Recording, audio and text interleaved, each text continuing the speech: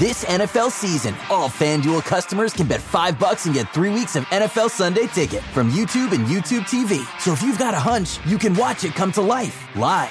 21 plus and present in Iowa. Offer ends 9/22/24. After 3-week free trial, the full price of NFL Sunday Ticket will be automatically charged seasonally. Cancel anytime. No refunds. Terms, restrictions, and embargoes apply. YouTube TV base plan required to watch YouTube TV. Redemption requires a Google account and current form of payment. Gambling problem? Call 1-800-BETS-OFF.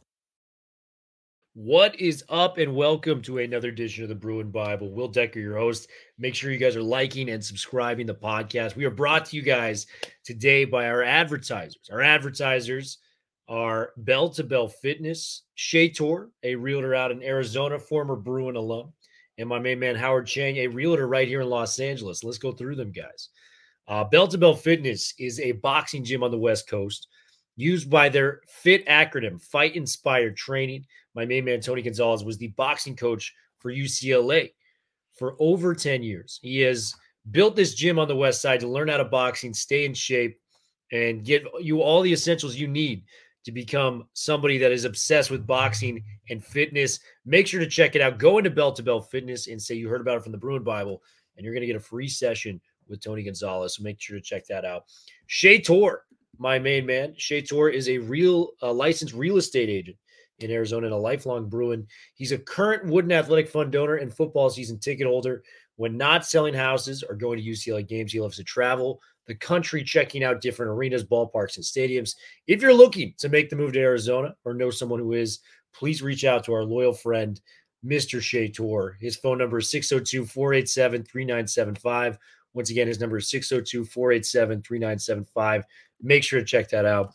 And then the local realtor we got out here, Howard Chang. Howard Chang is a local realtor with the Serene team at eXp Realty. Their team has an office right here in Culver City, though they help clients buy and sell homes all over the LA County and the surrounding areas.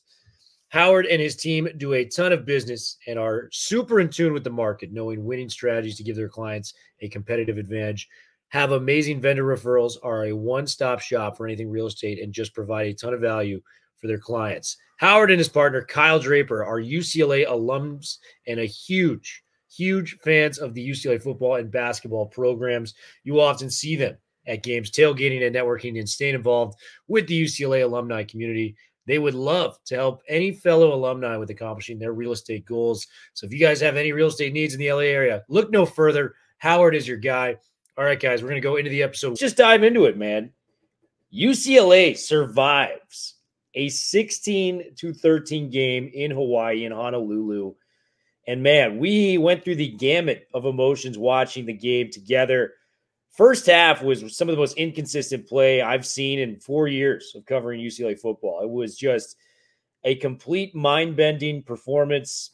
You know, the defense couldn't get to the quarterback. Ethan Garbers, and here's the stat line for his first half, 6 of 19 for 69 yards, and probably two of the most back-breaking interceptions you'll ever see. The first one being, in the red zone, 5 yards from the end zone, just costing the team a field goal at the early parts of the game. And the second one, a combination of play calling and, where he was at, was getting wrestled to the ground, just kind of flung it up there, intercepted deep in our own territory. They capitalized, get a field goal. Nothing was going right in the first half on both sides of the football. We were committing dumb penalties. They made some big plays. Where were we at in the first half, Madman? Because we were together watching the game. We were sweating bullets in your living room. It was as bleak as it's been for you and I watching the Bruins together, and as long as I can remember, man. A thriller. I mean, we were sort of speechless in that first half because nothing went right. It was just, whether it was offense, whether it was defense, whether it was special teams, whether it was game management. I mean, it was sort of an F across the board. You said it best, Will, from a passing game perspective. Garber, 6 of 19, 69 yards, 2 interceptions. The first interception was inside the Hawaii 10-yard line. The second interception was inside the UCLA 10-yard line. I mean, the two worst places to have interceptions, both of which totally swung the game from a scoreboard perspective. The first took points away from UCLA, and the second gave Hawaii points. And that really led to that 10-0 situation. And then when you sort of conversely look at it, Will, 19 passes, only 7 runs in the first half, totally imbalanced. I mean, you're talking about 3/4 to 1/4 there. And of course, Garbers being the leading rusher in the first half and overall in this game. So from an offensive perspective, things just didn't really make a lot of sense. And then defensively, what was so puzzling, the concern that we had, Will, coming into this game played itself out a little bit about UCLA's inability to set the edge and also kind of generate a credible pass rush. But then also there was just a vast amount of zone defense being played, various cushions of 5 yards, 7 yards, 9 yards to this quintet of receivers in this run and shoot Hawaii offense. Looked like pitch and catch out there. And truthfully, in the first half, Will, Hawaii was their own worst enemy. I mean, it was a combination of undisciplined penalties with some drop passes, with quarterback Shager kind of maybe throwing the ball a little bit too hot. I mean, if you can only imagine, if they just kind of make the throws they need to and make the catches they need to, this thing could have been a whole lot worse. And then you look at the special team situation. Will, obviously a missed field goal in the first half, a 19-yard punt in the first half. Obviously, Hawaii does a fake punt that totally changes the momentum of that first possession and really put UCLA on their heels. And then you look at the game management piece, Will. I mean, there was that moment, obviously, before the field goal, the 51-yard attempt. It was 4th and 4 at the Hawaii 34-yard line. You know, Deshaun calls a timeout and then chooses to bring the field goal team out of there. There was a play in terms of an offsides that, you know, we declined the penalty in terms of instead of it going 4th and 4, we go back to 3rd and 9.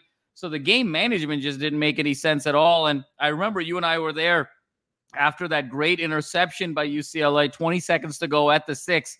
I said, well, let's just kind of take a knee and regroup. And then I see Garbers and shotgun going back out there. And I just couldn't believe the decision-making by Ethan Garbers, but then also the decision to even set up a pass play, given the way that went with 20 seconds to go at your own 6-yard line. So offense, defense, special teams, game management, all had such significant holes, Will. It just didn't really make any sense. The worst possible first half I think we could have expected. Yeah, it was terrible. And I think the concerning part that actually bled into the second half is just the uncertainty we have with the offensive line moving forward. You're asking a lot. For me personally, this is the unit that it takes a long time to gel. You know, these are guys that are lining up next to each other. It's almost like synchronized swimming on a football field type of thing. You have to all be in unison in all different motions. Makaheli was out of his element today. Unije went down with an injury. This is on top of Garrett DeGiorgio already being out of the game for undisclosed injuries that we do not know what's going on there. So I am a little concerned and chaotic with that. It was obvious that the run game was not where it should have been. Ethan Garbers was the leading rusher of our team today. You know, TJ Harden couldn't really find his lanes. Keegan had that one nice run that went for 11 yards, but you know, for that to be the longest run for UCLA fans like ourselves that have watched, you know, a Chip Kelly run offense in the past few years, I'm not asking for him back. I'm just saying he runs a good offense when it comes to the rushing game itself. So it's just tough to kind of see how that plays out. To be good in the Big Ten, we're going to have some semblance of a run game. So I'm very concerned about that. Obviously, we flipped the script in the second half. We've scored 16 points in the second half. Mateen Bugani coming out of nowhere, this kicker from Cal, man. I mean, just a legend. This guy knocks down 3 big plays. We love Bugani at UCLA, man. A big, big fan, especially if you look at what we were last year at the special teams, right? One of the worst teams in terms of the kick game last year when it was between, 30 yards, wherever it was. You had Bugani who looked lights out, under 45 and under.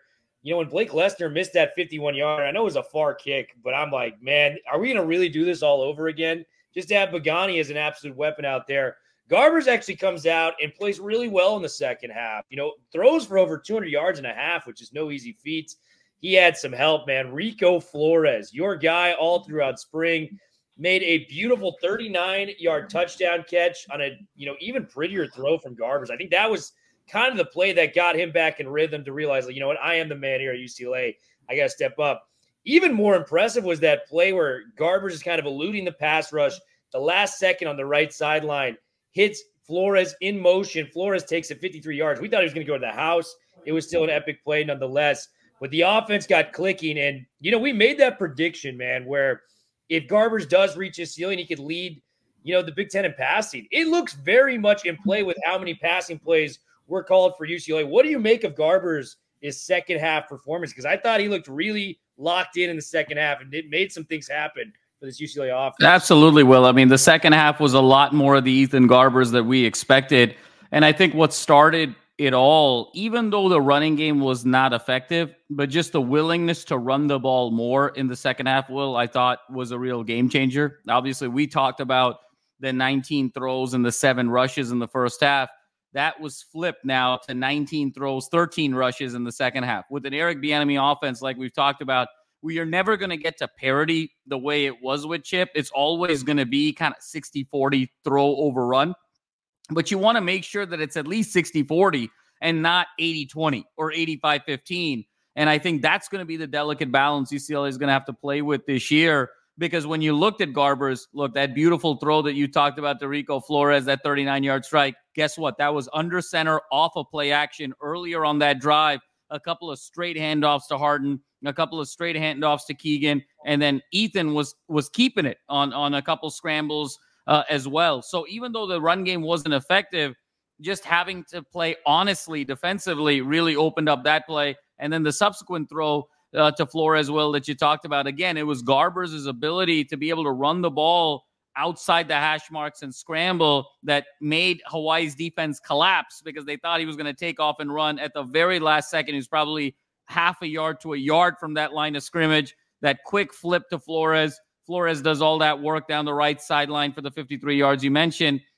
And then I think the last drive, Will, when it was, the game-winning drive, if you will, again, there was a really nice mix between being in the shotgun and again on play action. There was a couple of plays there. He found Flores on a crosser. He found Sturdivant on a deep dig. Obviously the plays with Matavao. So, that's where I think the combination, where I think Bieniemy realized, look, I can't just have him in shotgun all day long. I need to have him a little bit under center, and I need to use the run to set up the pass. Even if I'm not running effectively, I just need to kind of keep the defense honest in that particular way. That, along with a couple of swing passes out to Sturdivant early in that second half, getting the ball out quickly, seeing the ball completed, I think got him back in rhythm to be the Ethan Garbers that we know, Will. So I think moving forward, hopefully Bieniemy takes the good from the second half and says, look, even if I'm not running it effectively, the offensive line will really disappointing with Makaheli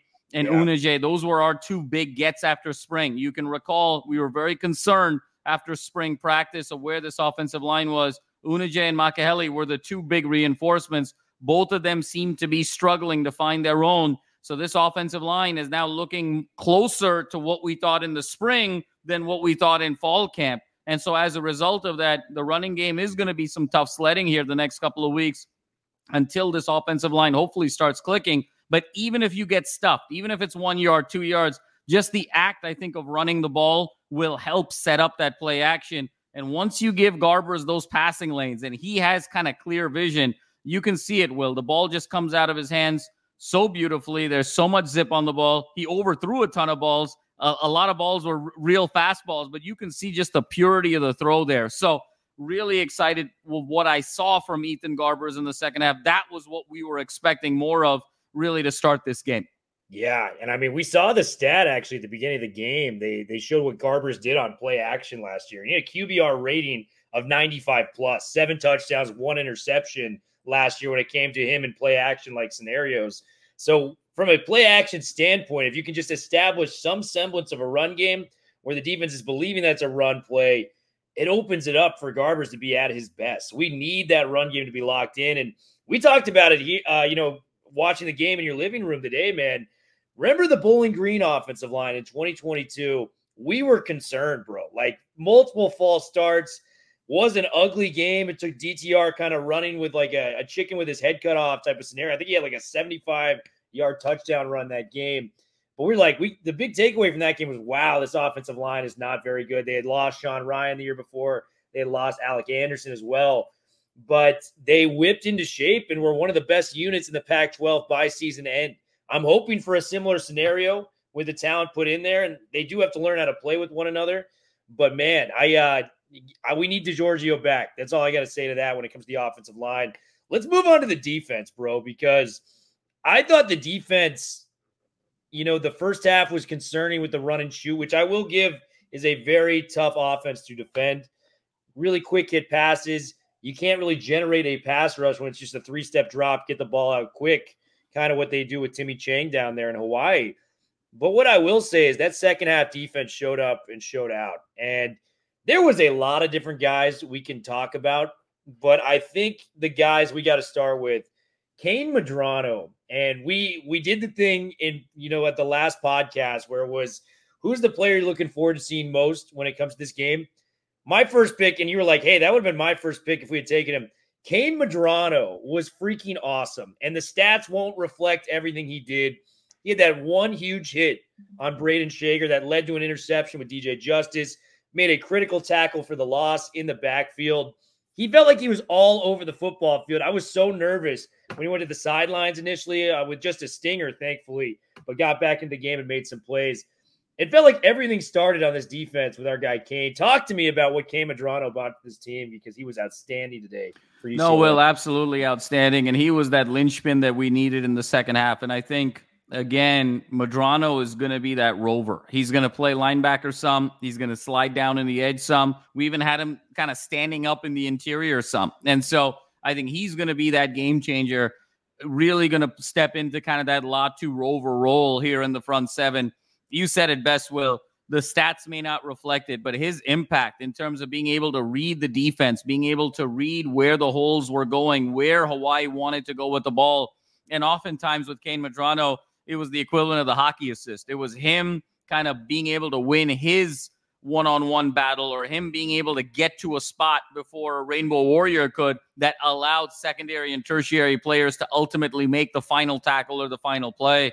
You mentioned the big hit on Shager that led to the DJ Justice interception. That was a huge game changer, but also just his presence, Will. And, he's got that famous green dot on the back of his helmet. So he's the one that Malloy is talking to up until 15 seconds left on the play clock. So his ability to call out the defense, really get everyone in the right position, but then also read and react to plays was absolutely significant. He was terrific on the edge and really started to sort of establish a bit of a pass rush for UCLA. He was terrific in the box in terms of containing Hawaii in the moments when they tried to run the ball to kind of change things up, and just was the instrumental leader there, Will. And I think what helped is Kane Medrano's performance in the second half, I think, coincided with Ika Malloy's ability to disguise formations more. The first half was very much zone.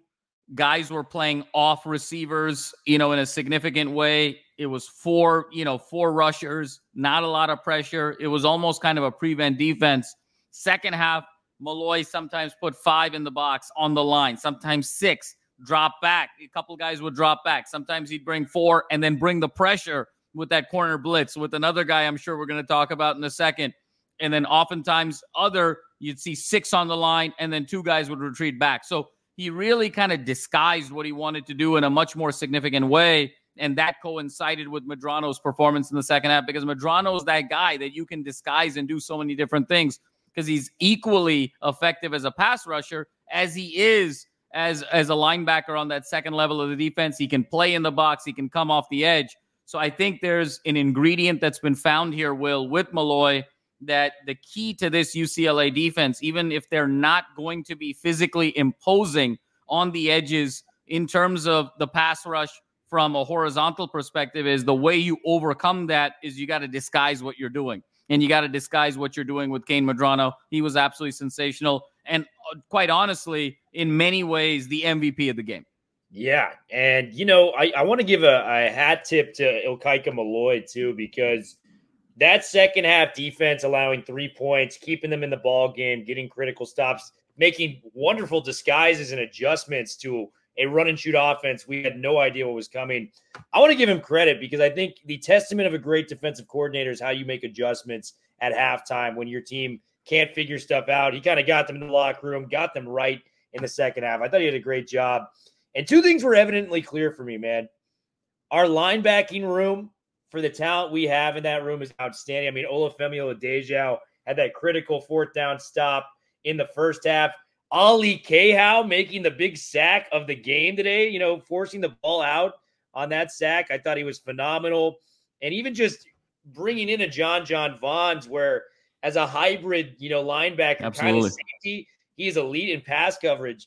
The linebacking room and the wide receiver room are our two strengths. The two weaknesses, offensive line as it stands right now, and the edge rushing. I mean, man, we cannot get edge rushing without sending 5 to 6 guys. It's going to be very similar to some of the defenses we had in previous years where we're sending like 5, 6, 7 guys. I don't know if I want that, but that might be necessary to generate pass rush if this is the unit we have as it stands. So a little concerning there. Another guy I want to bring up on the defensive side of the ball, KJ Wallace was really good today, man. 2 tackles for a loss, sack, made a beautiful pass deflection on that one that looked like the guy nearly brought down at the end on a critical, 3rd down situation. I just really liked what I saw from him. Wallace looks like a tough player, smart player. We sent him in on a blitz. He did his job as well as anyone on the field. Talk to me about your impressions of KJ Wallace, because I thought this kid is a legit, impact player for UCLA's defense in day one.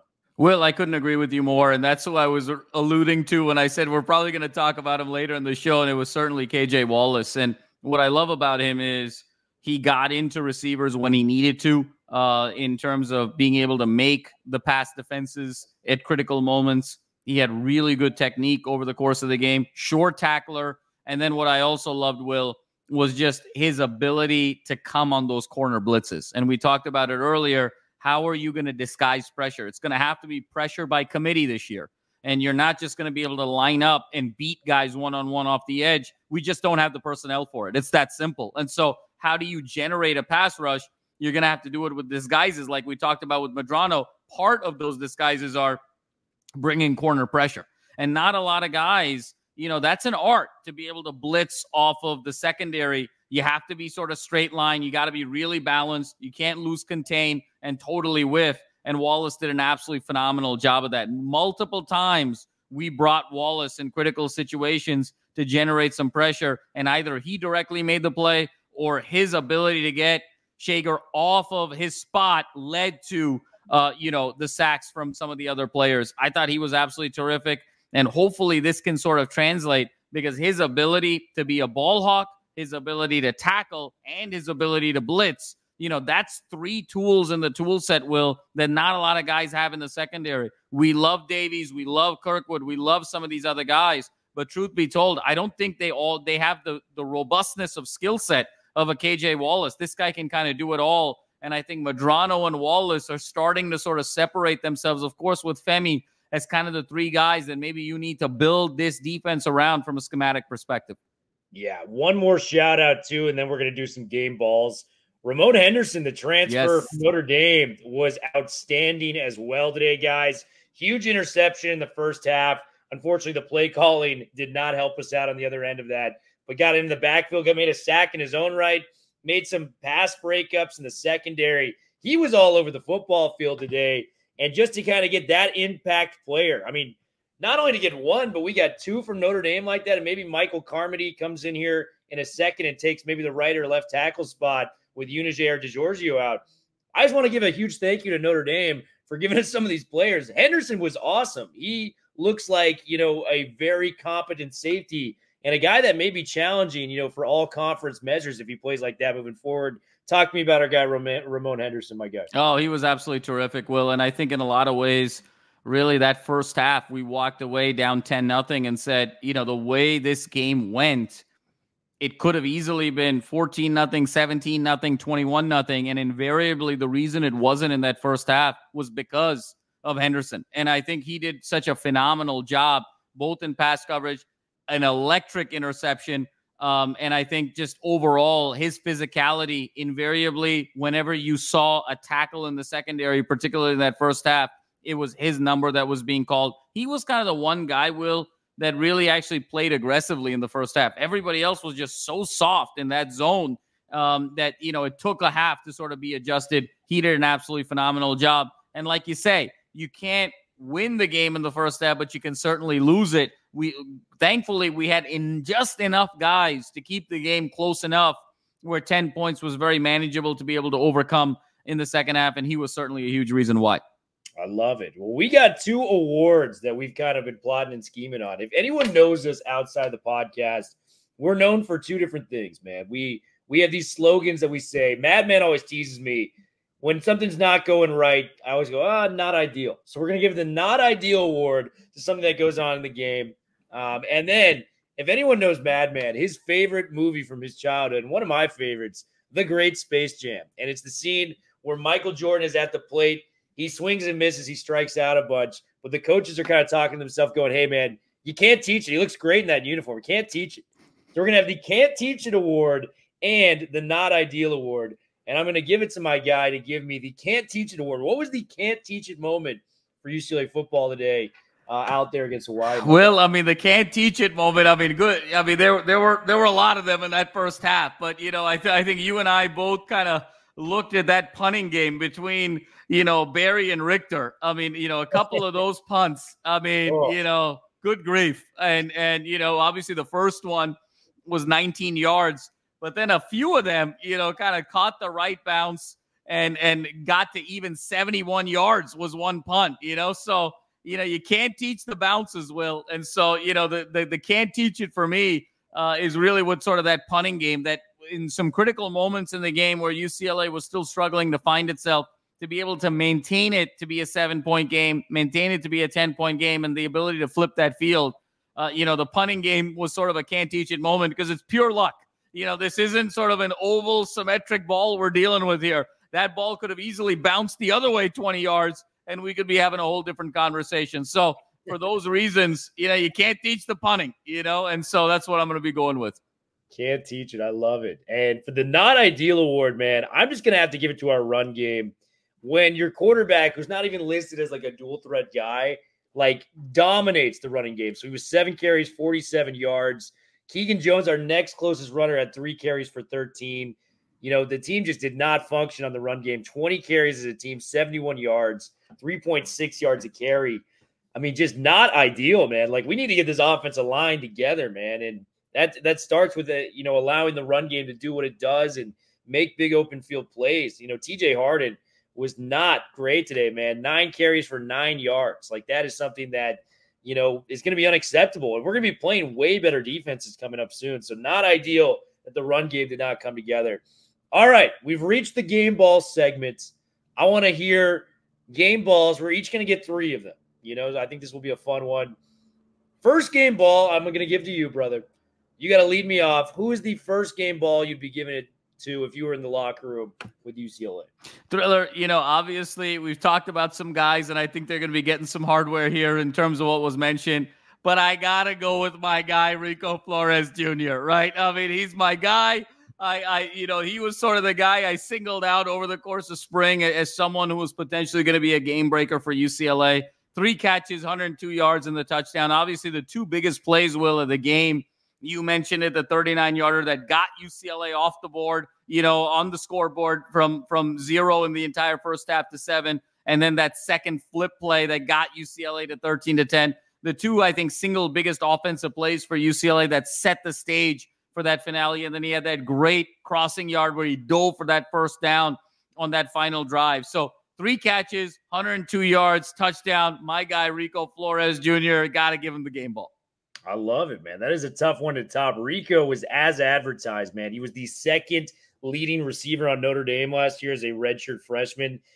Only got 3 catches, 102 yards, and a tutty, man. So he was outstanding. A lot of different ways you can go with the first game ball. Just for how much the offense, I think, had to account for him. It was my first pick coming to the game. I got to give it to Kane Medrano. Guy is an athlete out there making plays. Former wide receiver now at the linebacking position. And, I mean, that hit he put on Traeger to force the interception, what a game-turning moment that was.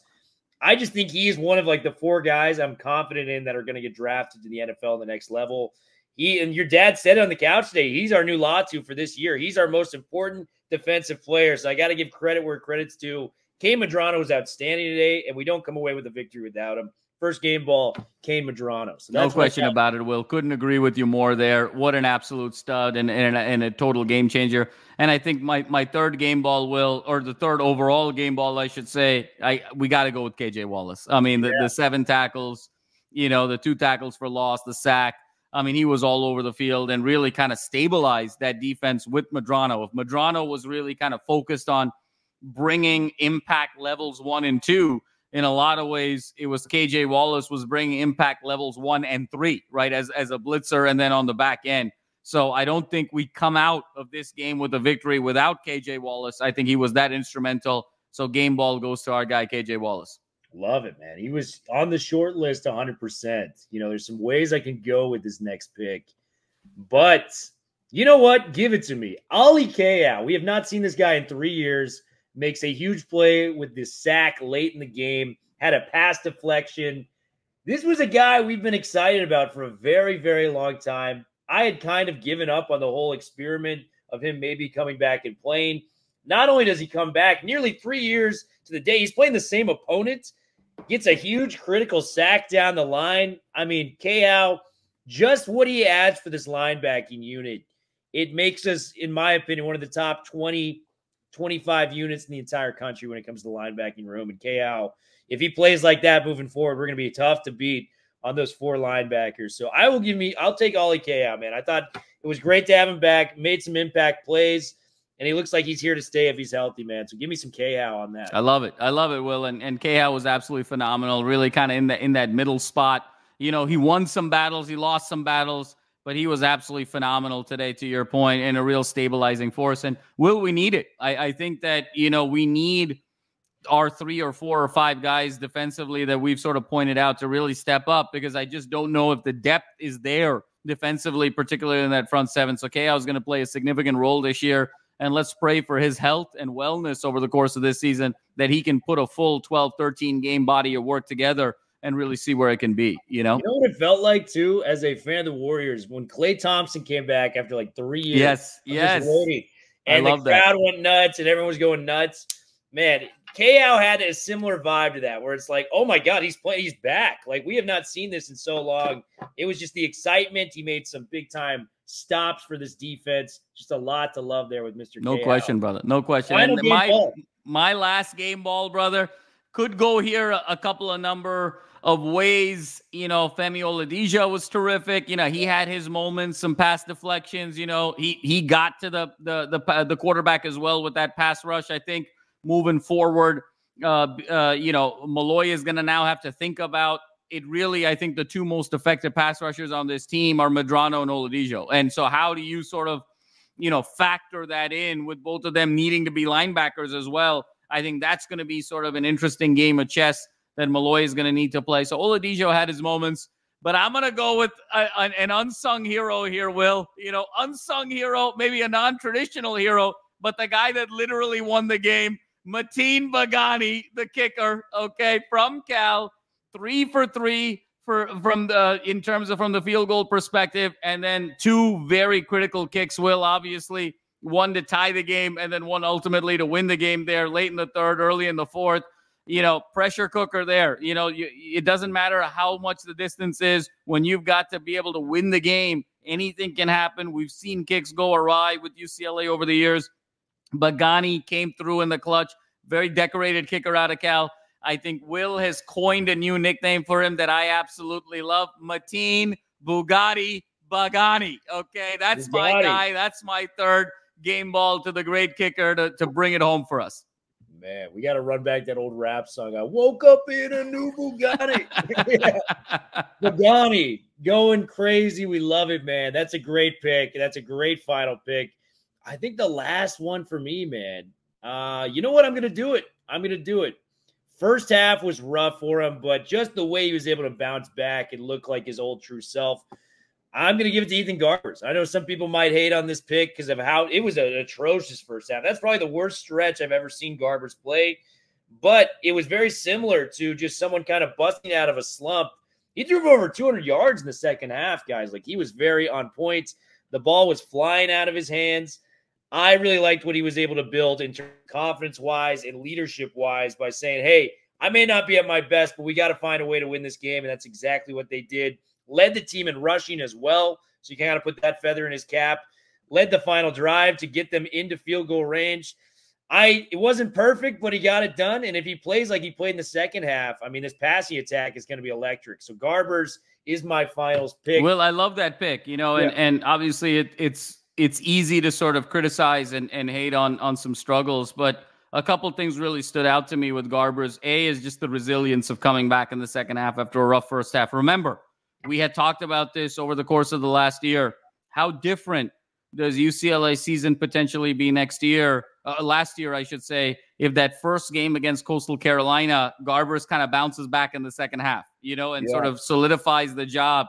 Remember, him kind of letting go of the rope, if you will, in that first game last year, opened the door for Dante to come in, and then it became this whole sort of quarterback controversy and carousel over the course of the season. So the fact that he didn't let go of the rope this year, he hung on to the rope, came back with the resilience, I thought was absolutely terrific and very encouraging to see. Second, you don't want to see this, but at the end of the day, he accounted for 70% of the rushing yards. That sort of spells trouble for later in this season. It spells trouble from the very next game moving forward, but he still did a great job of being a gamer, and his legs opened up his passing game. And Will, the third point I'll make is, and it was a subtle one, if you recall that last play before the field goal, on that 3rd and 5 where he scrambled to that left sideline and he found a way to put that right forearm in bounds before he fell out of bounds.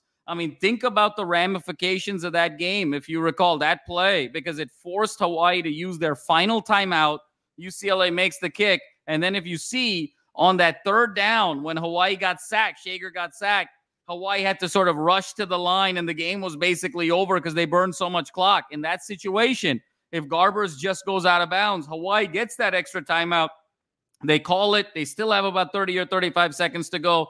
And stranger things have happened. They hit a first down. They start going in the hurry up, spiking the ball. That could still have been a very uncomfortable ending for UCLA. So to have the presence of mind to be able to put that forearm down showed a tremendous amount of leadership. And look, every game isn't going to be a Michelangelo masterpiece, but your ability to kind of gut it out and grind it out and not let go of the rope.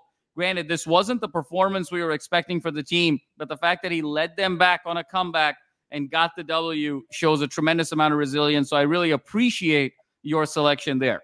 Yeah, and it came down to that final drive, and when we got a false start, we have to push back 5 yards. It's 1st and 15, and he comes right back and hits Matavau over the middle for a strike to get the first down. That was such a momentum aligning play for the offense that allowed them to go down the field and get the win. Listen, ugliest first half I've ever seen from Garbers, but it's not how you get knocked down. It's how you get up after, as Rocky would say. And Garbers got up after that atrocious first half, and we thank him for it because we're probably not walking away with a victory if he doesn't get his confidence back. So, guys, that is all we got for this game 1. We're going to be back in live next weekend for game 2 against Indiana. It's going to be a lot of fun, and I think I'm going to leave it with this comment right here. Just win, baby. The great Al Davis has always said it. Just win, baby. You guys have a great rest of your night. 4's up. Bruins got it done when it mattered most, and we're 1-0.